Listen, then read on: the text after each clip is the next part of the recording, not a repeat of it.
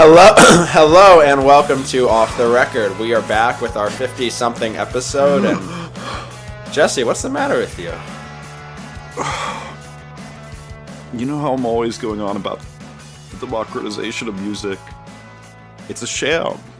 It's a sham. I thought we were trying to save the music. I thought we saved the music industry. I mean, we're trying, but Sony and Spotify have been in bed together. They've been cheating on us all. I don't know that I can. I don't know that I can deal with a Jesse Cannon that has emotions. You're the kind of man who I see crying that could make me cry. You know what I mean? The only real reason I was crying was because I got Lord Franzilla's cologne in my eye. Actually, it wasn't real emotion. I'm sorry about that. I actually almost got spit on by Franzilla of Attila this weekend, Jesse. No, oh my God! Could you imagine the shower you'd have to get? I mean, you might have to that's like a you might need to just do some skin bleaching if you actually got spit on. Well, I need you to understand. Actually, you're helping me out here. I don't know if you saw my tweets. But Franzilla... I didn't. I was at a wedding this weekend, which is why I missed this. So Franzilla at Skate and Surf, he wore an all-white jumpsuit, like full body, like pants and, like a full body jumpsuit that was, I believe, rain protective. So in case he ever spits on himself or it gets wet outside, he was not only fashionable in white before Labor Day and Memorial Day, really, but also in an all-white jumpsuit. And I'm sure the sales of white jumpsuits skyrocketed after his appearance at Skate. Do you think he has those on as a pre-order package with his cologne? Oh my God, he could. I mean, it's just somebody. How much would you spend on Franzilla cologne to at least just experience it as a joke? I mean, this is the thing is like, I don't know. You're probably the only scene person who ever comes over to my apartment, so that's an expensive joke to make you laugh. I watched 3 songs of Attila. I would have been there the whole time. Well, as you know, I mean, the kids don't know, but I was lobbying you that I wanted you, me, and Thomas to do a Mystery Science Theater 3000 style videotape of the back of our heads while we commented on Attila's set the entire time. But this is true. Actually, I'll come out for Warped Tour and we can do this. It sounds horrible. But it was very interesting. I don't really think I had ever really listened to Attila before, and you're missing out. They're one of my favorite comedy acts. They might be my favorite comedy act since Attack. What would help me? What kind of there's obviously like the metalcore, there's obviously like the new metal, but then there's just something in the middle where what is degent? Oh, gent is nothing like what is that? What is that? How it's gent. Pronounced? Yeah. Gent. You don't hang out and talk to Finn McKenty enough. Okay, Finn so what is gent? Gent is like a style of metal that it's actually named after the sound that the guitar makes at times. The kids say that it makes gent. So it's just a different style. But they're okay because there's this one moment. This is the thing. I just don't know what to call it. But like they instead of getting, and I know EDM is not. Instead of they get Skrillexy for like a second. But not like any more than that, and then it goes back to like the new metal. But I wouldn't consider that like 2 seconds of like what is happening right now to be new metal, and I don't know what it is. So what I like to call this is THX core, which is like all the sound effects like from the THX movies are in it. I used to call it Joey Sturgis core because he kind of invented it. Yeah. I think it turned into THX core because more producers started doing it. But I call Attila, as you know, and they were very unhappy when they tweeted something mean at me. I believe calling me an old man when I said this when they first came out. I called them. Were they wrong? Fuck off! Don't age shame me, Zach. You're supposed to be this liberal bastion who fights against discrimination. Then you age shame me on the show all the time. No, they're the originators of trollcore. They are. Yes. All their lyrics, all the things they do, they're just constantly trolling, and so I call them trollcore. I'm just saying, credit to me for both those genre names, and I also want credit for mumblecore for like what Hyperview and Turnover and Pianos are doing. Like all of them, mumblecore. I want my royalty checks on these genre names, kids. You use them in your tweets, you send me 5 cents. Before we move on, if you would consider Attila the pioneers of trollcore, does that mean they've always been produced by Gary Cioffi? Ooh, damn. Going hard, son. I'm trying to keep my like zingers and my jokes like Bulletproof Punk going. I think I did a good job here. So far, 5 minutes into the podcast, you're doing good. Wait. You also did you go to the Roddy Radke 3-Ring Circus show? No, I messed up. But Man. can I tell you? Say Can I tell you? Can I ultimate tell you something? troll core week. Can I tell you something about Ronnie Radke's 3-Ring Circus that Yep. graced the 2,500 cap Electric Factory? Uh-huh. Under 1,000 people. No. They shut down the bar areas. They sent home the waitresses. They closed down. They curtained off both bar areas and all of the upstairs of the Electric Factory. And they couldn't have even sold out in 1,000 cap room. Oh, that's so good. I'm so glad that crap is dying. Me too. I think it's really dying. You heard it here first. Do you think I feel bad for the women he's beaten because he probably has to keep sending them checks though, right? And I think that they should get his money. Yes, they should definitely keep getting them checks in a positive way. Yes. Okay, Yes. wait. We were going to talk about streaming music. Oh my God, what do you mean? I thought all we do is talk about streaming music. What do you mean? More stuff happened? Are you telling me if I look at the show notes that I'll see 9 bullet points of streaming news in the last week? It's a hard knocks life being explainers of the music business. Zach. It turns out when Apple is going to announce something, that everyone else wants to announce something before they do. Did you notice that? Gotta steal that thunder. And coincidentally, Spotify got a 2-for-1 with this Sony thing. Can I tell you what I'm wearing right now? What are you wearing right now? An Apple Watch. You people who buy first generation Apple products, I'll never understand you. So I originally got it with a leather band, and today my white sport band came in. Wow. Because you were so inspired by Lord Fraudzilla's jumpsuit? I look like a soccer mom, and I love it. It matches my perfectly God. with my white and gold iPhone. Oh man, you are a nerd. Am I a nerd, or am I like actually just a loser? I didn't want to be mean, but like the border is really getting skewed. Like a nerd wouldn't buy a white iPhone; they would buy like a space gray one, right? You know what I mean? I think gray is even better than the white, dude. I think that gray might be more fashionable. I mean, I haven't looked at these because I never considered buying an Apple Watch because I don't buy first generation Apple products. But all right, so a lot happened this week. This is Off the Record. We are a podcast that talk about Attila, Ronnie Radke, and streaming music predominantly. This has been a big week. Like I just alluded to, as we've talked about for months now, Apple is gearing up to reveal a new streaming product, and that has made Spotify, RDO, Pandora, and Tidal or all kind of start revving their engines with new products and new features. And there's also a thing, as somebody who's been blogging about the music business for like the last 6 years, that everything happens right before school gets out because they know no one will pay attention to a single press release for the next 3 months. Oh my God, I'm so excited right now to pay attention to anything that's not school. First up is not a new announcement regarding streaming services, but rather there was a big scoop by The Verge. The Verge has a writer named Micah Singleton, and while I've disagreed with some of his music stuff over the past, he is like on a rampage right now with exclusives. And he busted out a big piece on Tuesday the 19th.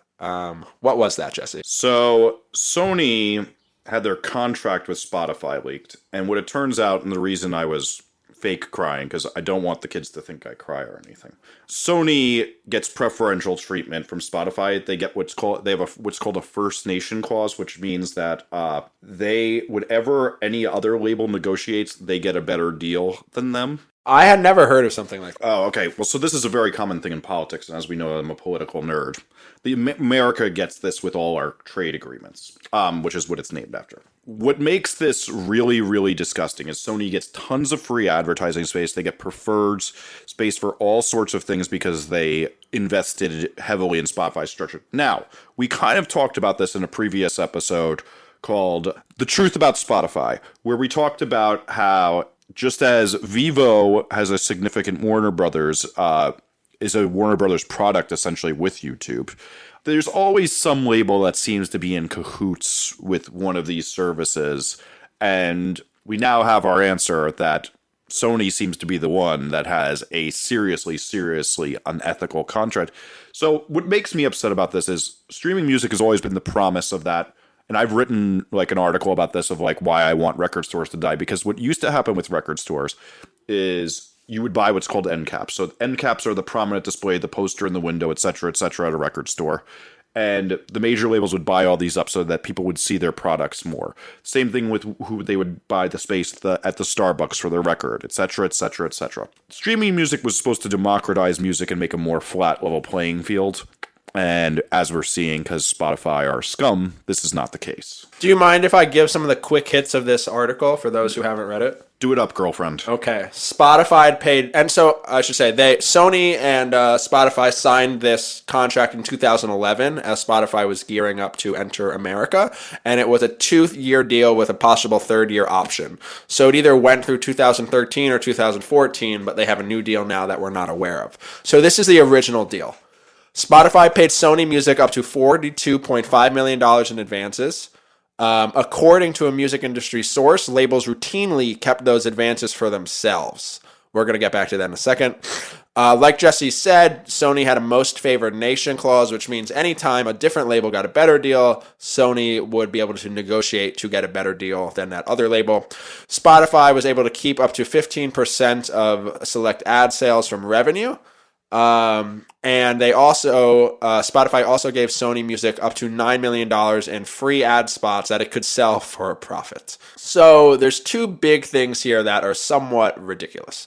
The first one, which I just said, according to a music industry source, labels routinely kept advances for themselves. So what this means is Spotify hands Sony $42 million. You would imagine that $42 million is for like streaming, right, Jesse? Like if I play a Blink-182 song 10 times, they should get 5 cents. You'd imagine those 5 cents from that $42 million would go to Blink-182. Mm-hmm. This is not. This is not what was happening. We don't know that though for sure. That's speculation. Let's be clear about this. It's speculated. What it really is the clause is that they don't have to technically do that, and it's been long thought that they do. But we don't know it. Keep in mind the way advances work. I know. So for anybody who doesn't get it, if you get a book advance or a record advance, that's just money up front to start creating the product that they're going to sell and being able to allocate your resources to that, but you don't get paid till you get that back. And these advances are just basically Spotify guaranteeing Sony that they're going to pay them this much money, and that if they drop the ball on promoting their service, or they give away too many free subscriptions and no one ever buys premium subscriptions, Sony still has their money and they're not out it when they go bankrupt. Right, but there's definitely like, while it may be speculation, there's definitely like an overwhelming vibe, I would say, in this article of like, hey, Spotify and Sony, have you paid any of your artists streaming royalties, or are you just keeping this money for yourself? Would you agree with me on that? I'd say that's the vibe. I just, I'm never one to defend. No, it is 100% not confirmed. Yeah, and I don't want to cast.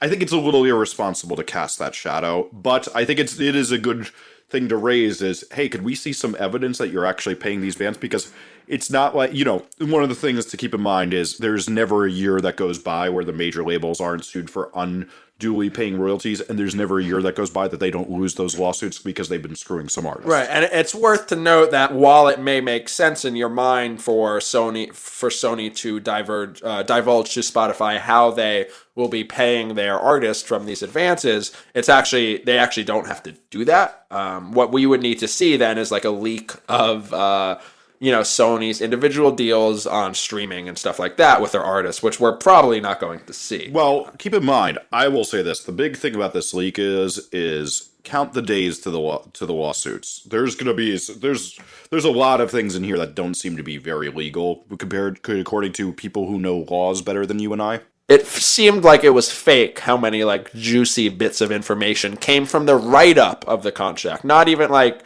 I didn't read the multi-page contract that is also able to be read. It really seems insane that this was a contract that existed and could frankly still exist and exist with almost all of these record labels. Between this and the Lord Franzola cologne, it's a lot of news that seems fake but is real today. Yeah. It's a troubling day for the music. We failed.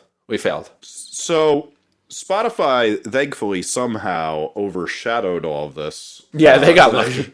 They got very lucky that this leaked the night before, because now they had a big press conference and they came out with tons of products. And they definitely tried to bury this as fast as they could with press releases of early stuff last night.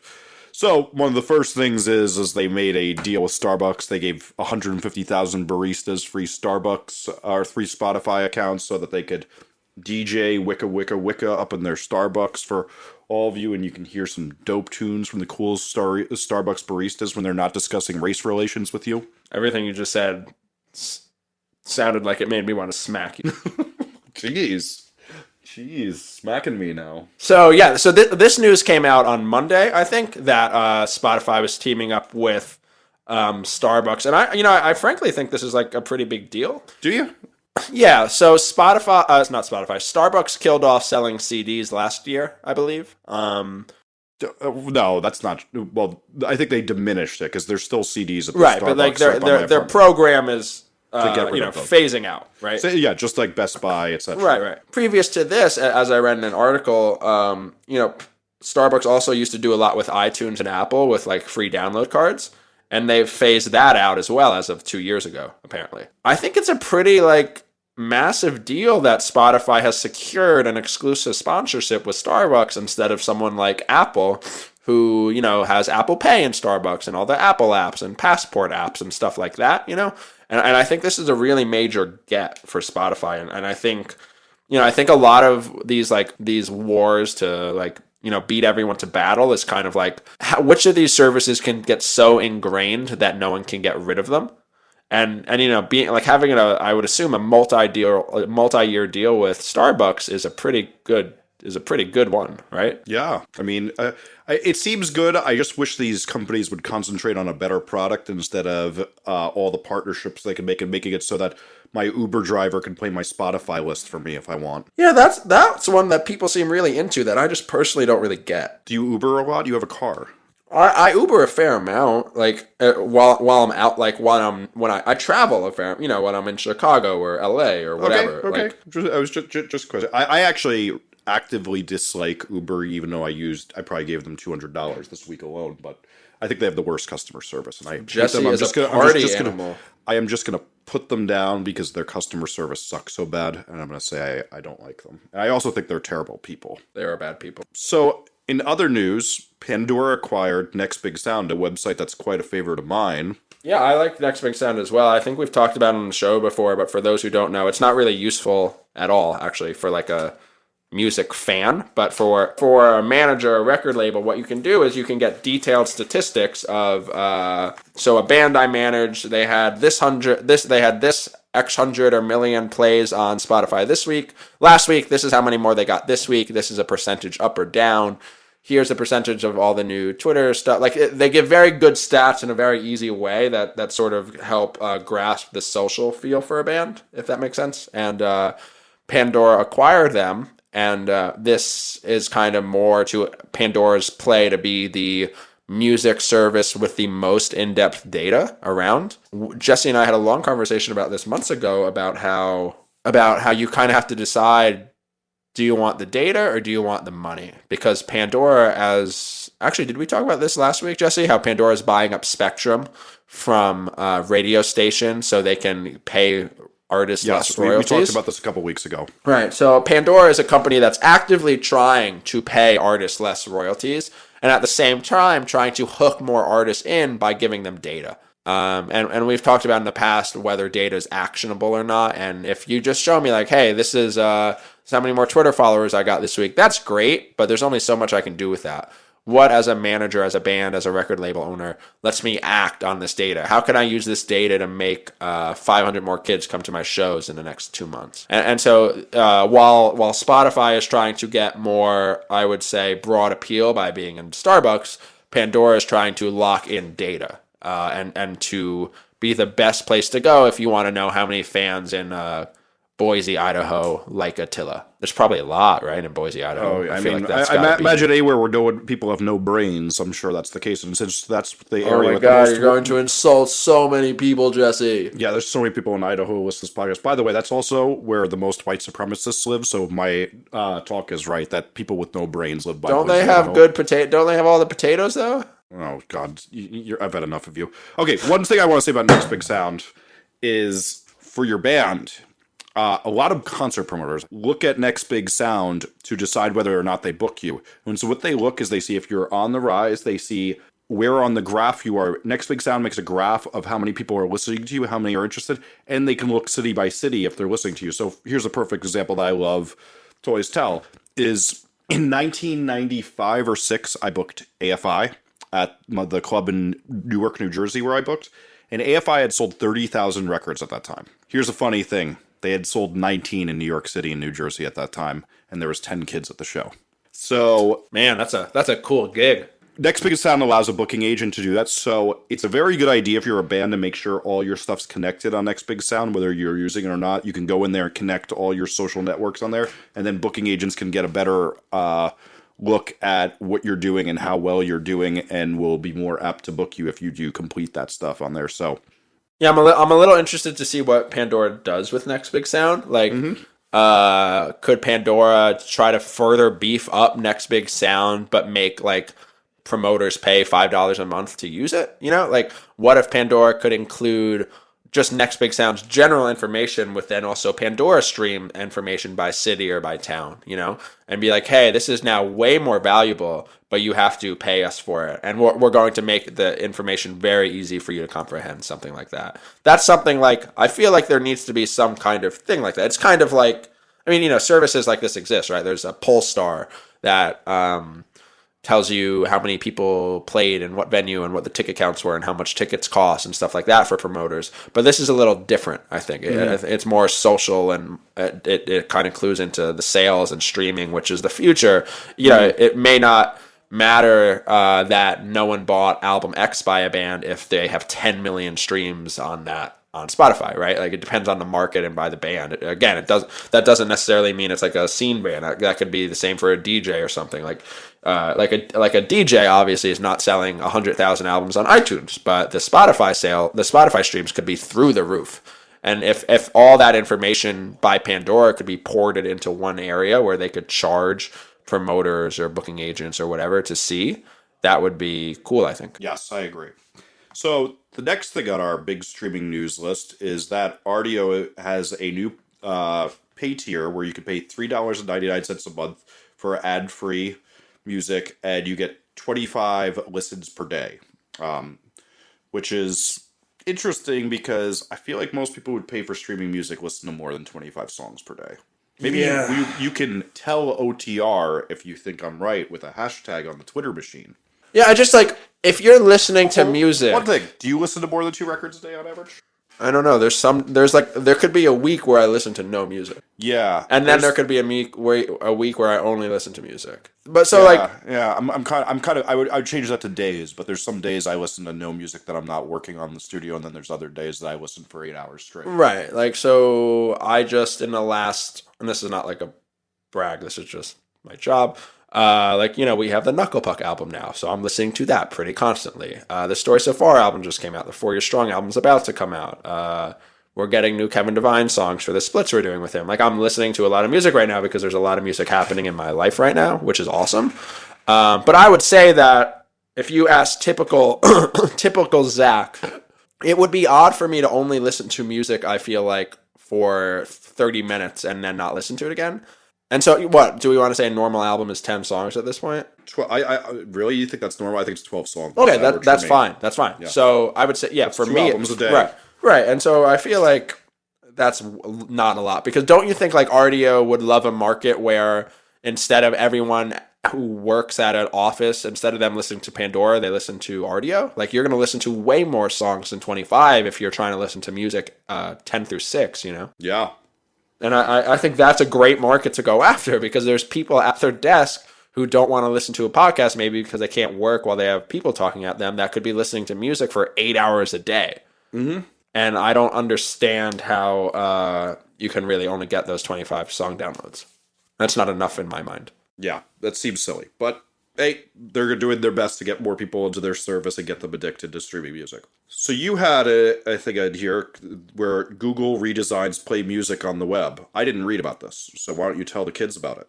Well, children, what if old people listen to? Why are you are you trying to put everyone down? The only old people who listen to this, the only people older than me who listen to this podcast are Our parents. parents. So I included this Google Play redesign because it was just one of the many things that I noticed last week. On Thursday of last week, I posted like 5 things in a row from all of the streaming services. They had all announced that they were doing something on the same day, basically. And what Google did was they essentially just made everything prettier, which is not big news. I think Google is now, like everyone else, trying to be like, oh, we need to be updating our platform more and having weekly or monthly updates. A big part of this was that Google plans on making noticeable differences to Google Play Music or All Access Music, whatever it's called, like once a month now, which I think is a good thing. Competition, as we've discussed, is good. Democratization. But anyway, if you have any interest in trying out Google Music, it now looks a lot prettier and is easier to use. So not a big update there, but still a little more. And I did want to say we kind of glossed over this, Jesse, but we mentioned earlier that Spotify had a big announcement today that covered up a lot of this. Oh yeah, we did go over this. Yeah, we kind of glossed over this. So for those who will not have heard of it by the time that you listen to this podcast, hopefully, which is going to be any second now, I'm sure. Spotify on Wednesday, May 20th, had a major press conference in New York City. They invited a bunch of the press, the tech press, the music press, etc., and they took like the curtain off of their new features, and it was aimed very much at a certain age group, Jesse. Yeah, the millennials. Hate those millennials. I do too. They're ruining the world. Well, you are an old lady by heart. There's 4 major initiatives that Spotify is rolling out. One is the Now Start page. From the time you wake up until tonight's party, the Now Start page serves you the right music day and night. Need a Monday morning playlist pick-me-up? Done. The right tunes to help you focus after lunch? We've got you covered. And because Now learns what you like, you'll be sure to hear the right music selected from our in-house experts and your personal collection. Does that sound familiar? I have no idea what you're talking about. I think I just read an ad for Beats. Oh, yeah, it was pretty similar to Beats. And beyond that, the service called Now and how it learns off of what your actions sounds very similar to Google Now. But so this is interesting. Spotify now is trying to get much more into actual personalized curation rather than just here's a playlist of Kesha songs. Kesha's been on my mind lately. I don't know why. Because those songs are so good. Right. So after Now, Spotify is going in on working out. Jesse, are you ready to join Spotify running? I have to say this tempo thing I think is a very cool thing because I personally listen to different music in my bike rides than I do, but I don't trust them to choose that music at all. I know that when I'm really hitting that downhill incline of the Williamsburg Bridge, Skrillex Bangarang just gets me going. Spotify's copy for the running feature is, music is the perfect running companion, but sometimes you need even more motivation to push on. That's why Spotify Running is all about helping you go the extra mile. Jesse, could you imagine a world where you have a second generation Apple Watch and it takes your heartbeat every 10 minutes, and if you're using Spotify, they could have an API into the heartbeat monitor, and if it could tell you're working out and you're going up that big hill, that you need a little more oomph for the next song. You know what it would put on? It would put on the Chunk No Captain Chunk part of my French record, because that's what really psychs me up. What's happening to my show? I need a my terrible music taste is just on fleek right now. This is insane, actually. It's like a good week for me. People might start respecting me more. That's true. You know what I mean? Though, like I find that very interesting. Like the long term aspect of Nike trying to get into. The long term aspect of Spotify trying to get into, like, to really be like the go to place when you're working out to listen to music. Smart. I don't know if it'll work or not, but it's smart. As opposed to like 3-4 years ago when Nike tried this by making that James Murphy running record. Didn't know that existed, but yes. Yeah, I suppose that's why it failed. Who's James Murphy? The singer of LCD Sound System. I was actually just at his wine bar before. There's a wine bar. This sounds like my kind of guy. Yeah, we're going to have to go. It's right by my apartment and all the concert venues. Next time you're in Williamsburg, we're going to pop over for a drink over there. Okay, I'm in. And so there's kind of 2 more things that Spotify announced, and this next one is the most interesting to me personally, and maybe you, our lovely listeners. For the first time, Spotify is adding video clips and audio shows to the music mix. And when you hear the word audio shows, you should hear it as podcasts. We know there are times in the day where you want to switch between music to catch up on the latest news, listen to your favorite podcast, or simply watch something fun. So Spotify is getting into apparently distributing podcasts and also airing their own original content. This is really interesting in my mind. So Jesse and I each use a podcast client called Overcast, right? I'm not probably going to stop. I don't see myself stop using my favorite podcast client to use Spotify. But there are millions of people that use Spotify that have no idea what a podcast is right now. And if Spotify can penetrate those people at all with podcasts, whether they're about music or tech or the news, that's incredible for the field of podcasting. And I'm very interested to read more about that. That's kind of what I'm most interested about. I'm curious to see if we can get off the record on Spotify. I have truly no idea how it works yet. It seems like they'll be partnering with Libsyn. I would hope that they'll also be partnering with SoundCloud. We use SoundCloud. And I'm really curious just to see, could off the record, if we have the right tags, pop up as a suggested podcast while someone is listening to Attila. I really hope so. Because that's an audience I really want tuning in to hear our thoughts every week. I mean, honestly, me too. But they could learn something. Yeah, so I'm just curious. It sounds like a really interesting thing to me. There was some kind of there were some people I was reading on Twitter like, well, is Spotify going to advertise before our podcast? Should we get any of that money? And the answer is I don't know how that works. But it doesn't seem like there's much literature out there yet from Spotify on how this works. So Apple's service will allegedly be called, are you ready? I'm really shocked about this. They're going to change the name from Beats Music to Apple Music. Are you shocked? I'm not shocked at all, and I'm sure also all Beats headphones will soon have an Apple logo on them instead of a Beats logo. It's curious to me. Like Beats, it's funny because I think like Apple bought Beats a year ago now, and yes, that you and I started talking about this a year ago now, and it's the same conversation we've been having for a year. I feel like the Beats brand is strong. It is strong in douchebag land. I mean, just as Ed Hardy is. Dude, I'm not gonna lie. I kind of want to be that douchebag. Oh, I'm not. I have a gold iPhone. You do not. That's what I was like. The color on my iPhone is gold. It's not silver or space gray. Wait. You bought one of those gold iPhones. It's not like the front of it's not gold. You know what I mean? Like the back. You paid the extra for the gold iPhone. It's the same cost. Oh, I thought it was extra. No. So you and Paris Hilton accessorize alike. Oh, that's hot, Jesse. Yeah. Well done. Yeah. Have I ever told you my Paris Hilton story? No, is it safe? Not going on the air. Tell you after. Okay. So, taking a page out of the discontinued iTunes Ping feature from earlier this decade, the service will allow artists to have their own pages within the music streaming service that they can post sample tracks, photos, videos, and concert updates. Jesse, Ping was a massive failure, but artists today use Spotify all the time to share playlists and things like that. Do you think that this is a good idea and something that could work more in 2015 for Apple? I'm going to be so honest with you. When I saw that they were bringing back Ping, I forgot what Ping was. I wrote Me too. That's how large it failed. I wrote like 40 articles about Ping, and I couldn't even remember what it was till I had to search them on my own site and find my own things I wrote about.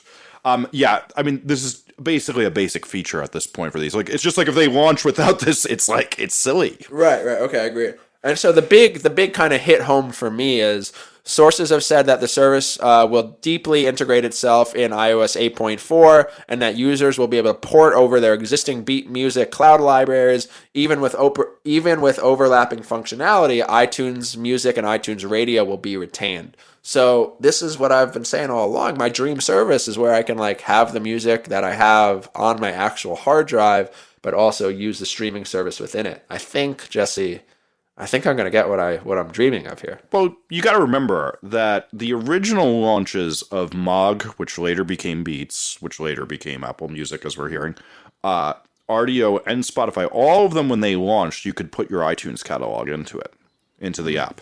Right, and so you can do that with Spotify too, but my issue with Spotify is, and this is called local files on Spotify. Yes. I can't download those local files onto my iPhone app. That's the interesting issue. That's the thing. And so if I can use Apple Music to stream a Death Cab for Cutie song, but then also next play my downloaded version of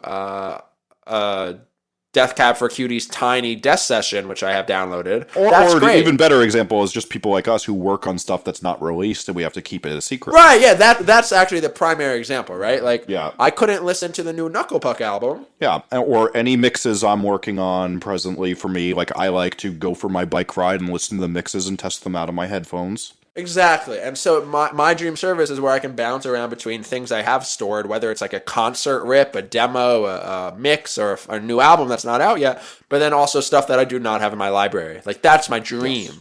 Now, granted, not many people have this geeky a dream, so I do get why they don't. But I'm very happy those. this dream might actually exist. Well, is that it for streaming? I think so. I'm exhausted. I never want to talk about streaming again. Okay, so we have some follow-up that we didn't get to. We're so disorganized. This might be our most disorganized episode. Well, Jesse, you started up crying. What do you expect? The people need to forgive us for this. Okay. Emotional day. So the first thing we'd like to say is that in 2 weeks from now, we will have a guest episode with Mike Mowery of Outer Loop Management. But I thought he was best known for his monumental straight edge band, Good Clean Fun. Dude, I have to tell you, those songs were hooky as fuck. I have to tell you, I had dinner with Mike Mowery last night.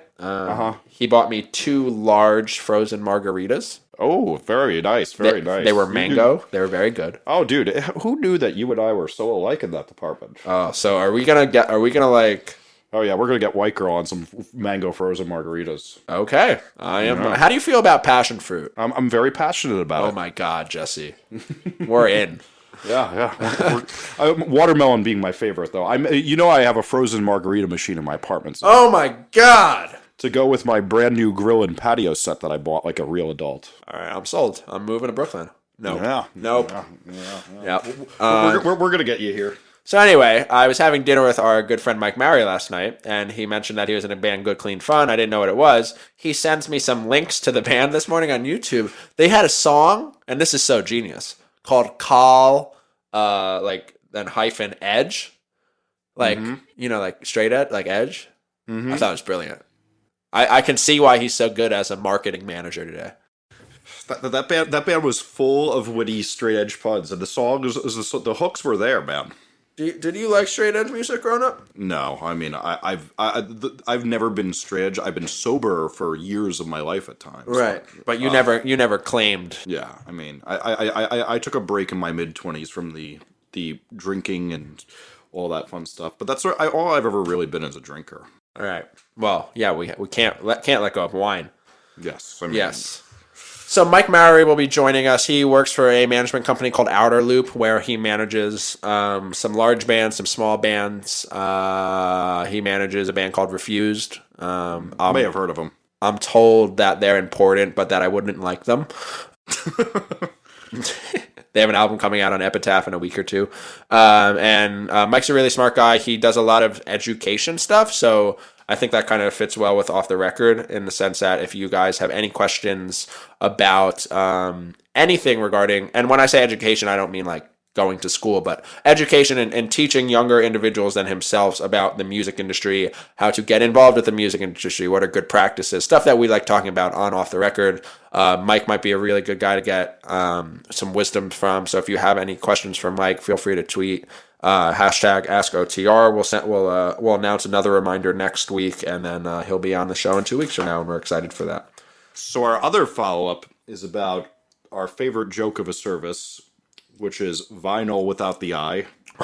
Oh my God. I forgot that service existed until a huge piece came out about them, about how terrible they are. So the funny thing about this is what made them fail is that their whole startup that they raised all this money to Kickstarter is totally illegal and they can't do it.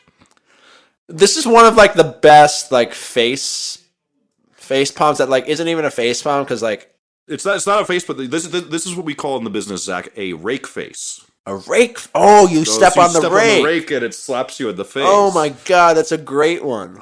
Yes, this is a rake face. I need a GIF of that. So you know what? You know what was really funny is when we discussed them, I was about to point out this law, but I was like, they must have found a way around it. Because I remember this law from being a wee tyke. So should we give a little more background? Yeah, go ahead. All right, so Vinyl, VNYL, the service launched a Kickstarter goal in December that raised upwards of $40,000. The service was coined Netflix for vinyl. So, but it was the old Netflix, the old the Netflix, DVD delivery Netflix, physical. So yes. you would tell Vinyl the kind of music that you liked. They would then send you albums to get a feeling to. If you liked them, you could actually buy them. And if you didn't, you would just return them and get 3 new records back. And it would be for $24 a month.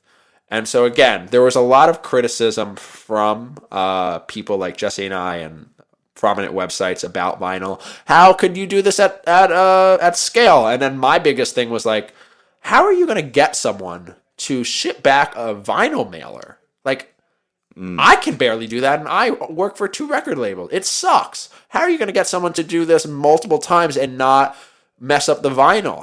What if someone wants to buy a record, but the last person that sent it back creased all the artwork, right? Like the thing that was so smart about Netflix, like the old Netflix, it was just the DVD in a slip, right? Yes, sometimes those DVDs got scratched, and that was an issue. A lot of times, right? But it didn't. But so what if it also included pristine artwork and lyrics that could get ripped, right? Yeah. That would to me like it. Or a candle wax stripped on it when you're getting real hippie and stony with it. The kids love their marijuana on the vinyl, Zach. I don't even know what this show is. And so this was originally Vinyl's plan. And so Stereo Gum posted this incredible piece last week about, it turned out that their whole plan, what they raised $40,000 for, was the word illegal, right? Yeah, it's illegal. It's like, it is not allowed. And, there's some times where it's like with tech companies, it's like, yes, this isn't allowed, but the law should be reformed. Like and Uber. Arguably, this is a bad law. Right. Yes, Uber.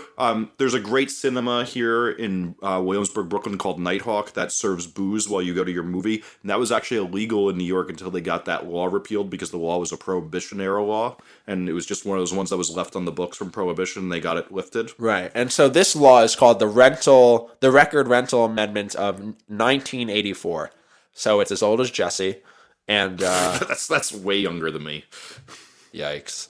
And the law states, neither the owner of a particular phonorecord nor any person in possession of a particular copy of a computer program may, for the purposes of direct or indirect commercial advantage, dispose of or authorize the disposal of the possession of that phonorecord or computer record. That means you cannot rent, lease, or lend vinyl, technically. And you can definitely not do that on a consumer level. Yes. And Vinyl's whole business, $40,000 worth of business that they raised, that they paraded around, no one ever investigated this. And this is perhaps the massive downside of Kickstarter, right? So, well, there's a lot of downsides. I won't blame Kickstarter. What I'll blame this on is lack of due diligence by some fuckboy millennials who didn't do their homework. This is actually a great way to use the term fuckboy. Mm-hmm. I mean, I would argue that almost any way is. I did get a tweet, though, after all the times we said that last week, that they were curious who's a fuck girl, as an example. Oh, interesting. I was tempted to say Taylor Swift, because I hate her, but I don't... Because I hate her so much. Did you watch the music video for... Are you fucking high? Of course I didn't watch that shit. Oh, Jesse. Wait. Let's remind you what you described it as. Fast and Furious meets Taylor Swift. So my least 2 favorite things in the world I'm going to watch something of. I have better things to do. It was a coming to Jesus moment for me to watch that music video. Oh my lord. Alright, so Rise Records was bought by BMG.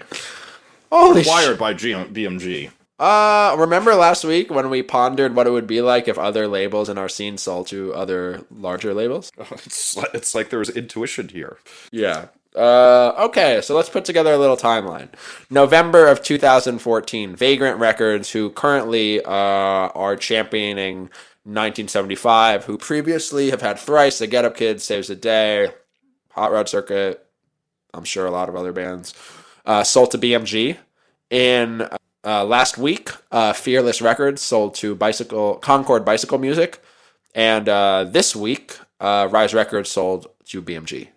Not much. It seems like this is all about them expanding in foreign countries, and that the majority of their records are sold in America, and they want to start expanding into other countries. I have a band on Rise Records, Jesse. I remember. I mean, and I used to have two. Yeah.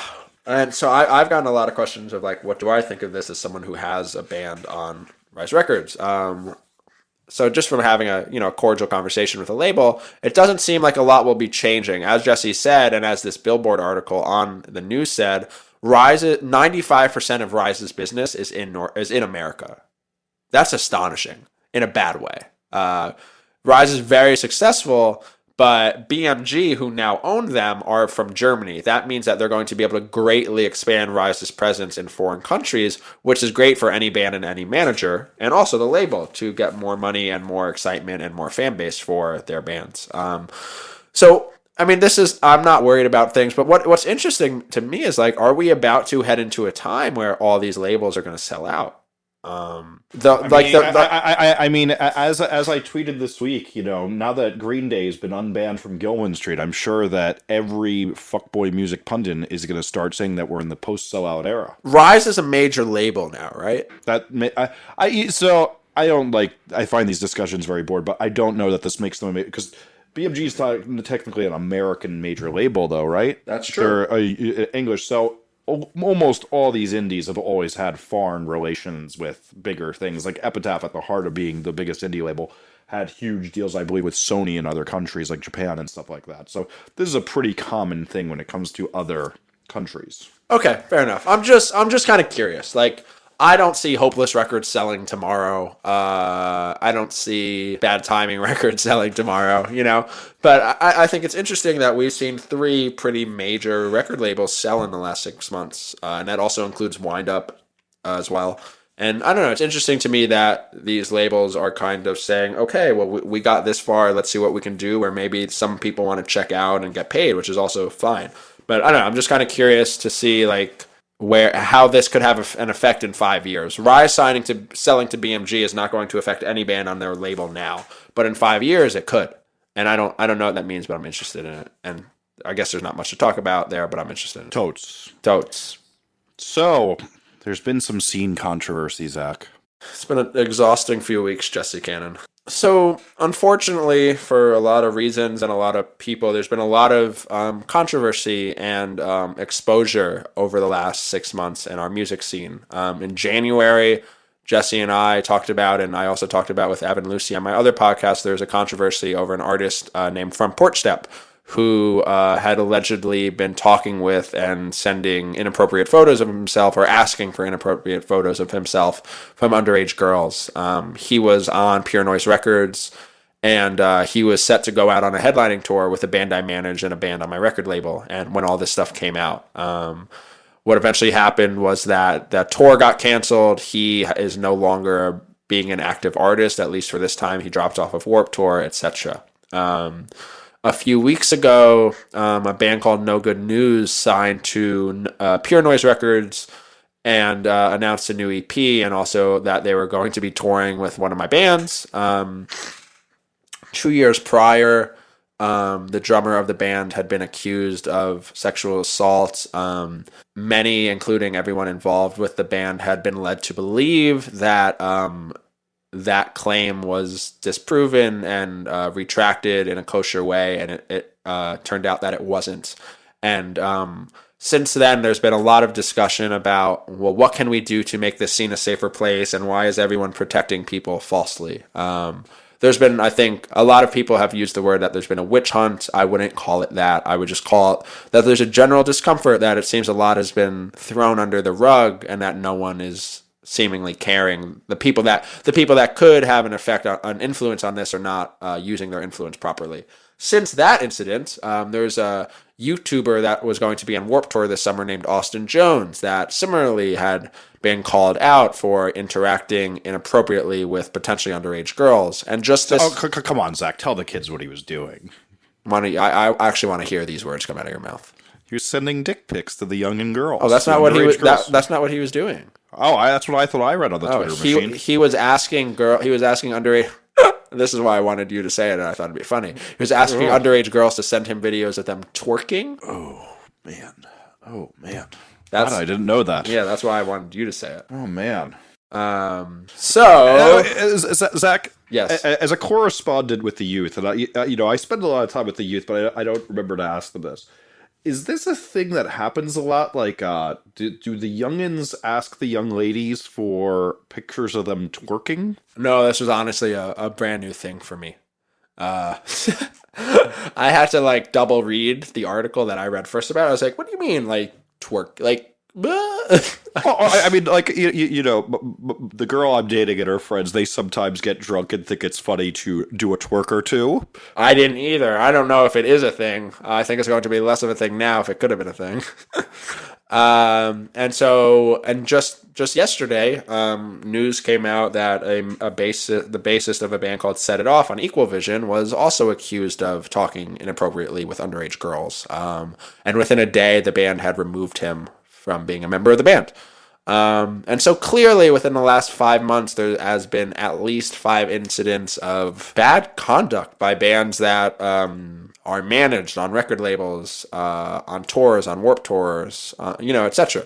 And I think it's really important. I don't have like the answers. I don't have all the answers for anything, but I think it's really important that there does need to be a better job of awareness and talking things through, of having this conversation. And I'm sure there are maybe some people that listen to this podcast that don't frequent Absolute Punk all the time that haven't seen stuff like this talked about. And I think it's important that we all do a better job if we see something that might be an issue to not kind of ignore it, because it might be easier for us to, rather than doing the right thing, even if that annoys a colleague or two, because the music industry is a very incestuous business, and you may work with someone that books a band that is doing something wrong, and it can be a lot easier to not take a stand on that because you don't want to annoy someone and put yourself at risk. But ultimately, I think everyone in the world has a responsibility to, if they are seeing something truly wrong that could affect someone's life very harmfully for the rest of their life, to kind of take a stand. And I don't think I'm like soapboxing, more of just I felt kind of the need and responsibility to bring some of this stuff up. And if you have any desire to read more about it, you can just scroll down Property Zach or Chorus.fm, Jason Tate's website, who has a really good rundown of a lot of this stuff as well. Yeah, I think one of the main things we just need to say is that I saw in response to this that I felt a little sickened by is, just because one girl was lying when she accused Conor Oberst or the singer of Modest Mouse or the UVA rape case, we can't focus on the exceptions as much as the rule. And the general rule is girls are telling the truth when these things happen. And overall, when you make dumb Facebook posts just because you like the band, don't just side with the band blindly. Just because you love a band doesn't mean they can't do really nasty sexual things. In fact, most of them are, just usually not with underage girls. There is people out there. The key to do is be respectful of the victim. You don't know what you're talking about. You don't know the facts. Just because you think somebody's a sick bass player does not mean that then they're also the most righteous person who's ever walked this earth. Please, please try to not be a toxic force and say dumb things to try to defend your favorite band when somebody may have been raped or sexually assaulted, etc., etc. Don't talk about them giving hand jobs at the local county fair. I think if you're friends with someone and they do a really bad thing, it's really easy to defend them because they would never do that. But honestly, a lot of people fuck up, and a lot of people make really bad mistakes. I've made a lot of really bad mistakes in my life. I think Jesse probably has too. I think if you're listening to this, you probably have too. But there's a difference in between making a bad mistake and, like, I don't know, cheating on a test, right? And like assaulting someone or putting someone's safety in harm's way. And if you're someone that goes out of their way to defend that, I think it's a real issue. And I think maybe once you do it, you go out of your way to say something ignorant, you may not get caught. But if you go out of your way to continue to spew ignorance and try to make things more harmful than try to do something proactive, if you're going to take any stand at all, then you're making a really grave mistake. And everything is shocking. It's very shocking to read that this dude in Set It Off, right? I've met him. I haven't like hung out with him, but I've done a lot of stuff with their band for the website, right? Like you never imagine anyone that you meet or talk to is going to do something like weird or skeevy, right? Like that's not like you don't hope anyone does.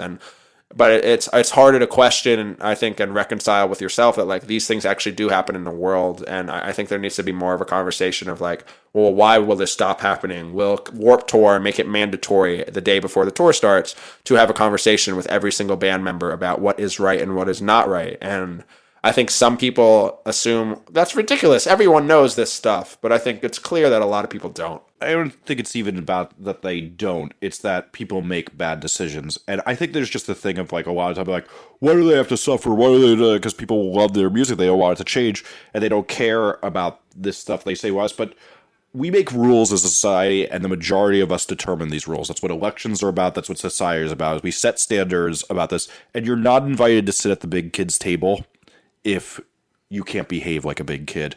And these people who do this are not behaving properly. And to talk about this too is the drummer for No Good News. I had talked to him a bunch online. I had talked to him about recording a previous band at one point. I liked him. He seemed like a nice guy when I met him before. And so I was very conflicted. Whereas Front Porch Step, that kid had lyrics that seemed really misogynistic and gross to me. His music to me is shit.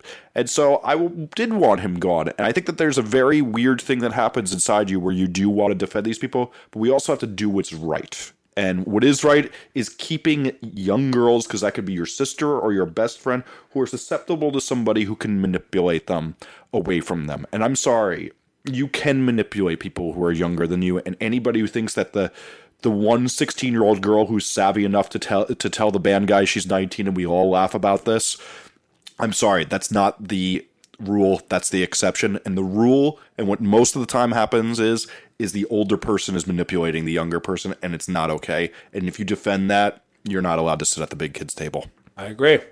Do you have any recommendations? Can it be happy and cheery after that talk? You go first. I was a guest on the Joey Sturgis Forum podcast this week, and I have to say, I think what those guys are doing over there is really good. And if you're into recording and production, I can't recommend that you pay the whole $1 that they're charging this month to get involved with what they're doing. They have a great forum and they have a great podcast that's really giving really good information on making records, whether you like the sound of their records or not. There's a great discussion that's happening there that's way above any other internet forum. So I highly recommend checking out the Joey Sturgis podcast forum. And I saw the horror movie It Follows last night, and that movie ruled, and the soundtrack ruled, and I have to say I was blown away by it, and I highly recommend it. I didn't know you were a horror movie guy. I'm all in. You know what my problem is I just have really high standards. Like I hate 80% of horror movies, but I love one. I'm all in. All in.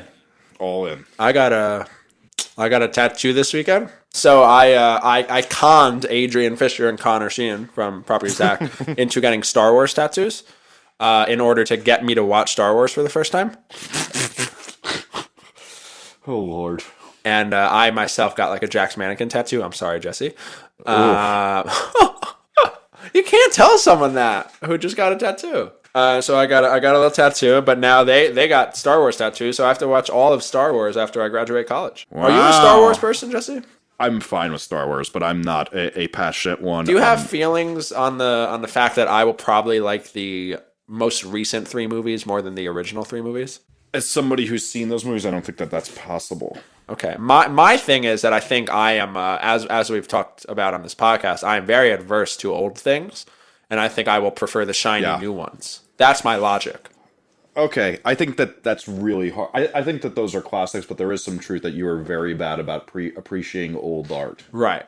Okay. I'm glad we're on the same page. Like you've never listened to the Clash London Calling, right? See, you've never even listened to the greatest punk record of all time. I thought that was Untitled by Blink-182. Oh, you're out of your mind. Okay. Well, I saw a lot of great music this past weekend at Skate and Surf. I saw lovely artists like Kevin Devine, Manchester Orchestra, The Front Bottoms, Modern Baseball. I saw Hot Rod Circuit Reunion. That was cool. Oh, Jesse, I saw Acceptance. Oh, I'm so pissed at you. He sounds like an angel. It was wild how good he sounded for a dude that has not sung in 10 years. It was insane. They were great. Yeah, music's cool. I feel like I listened to more than 25 songs this weekend, if you feel me. Oh, man.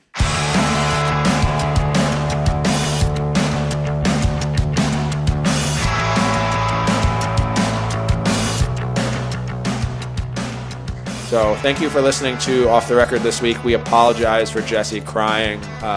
We'll make sure that doesn't happen again. If you're listening live on Adobe, tune in to us at offtherecord.fm or by subscribing to us on iTunes, and we'll be back next week.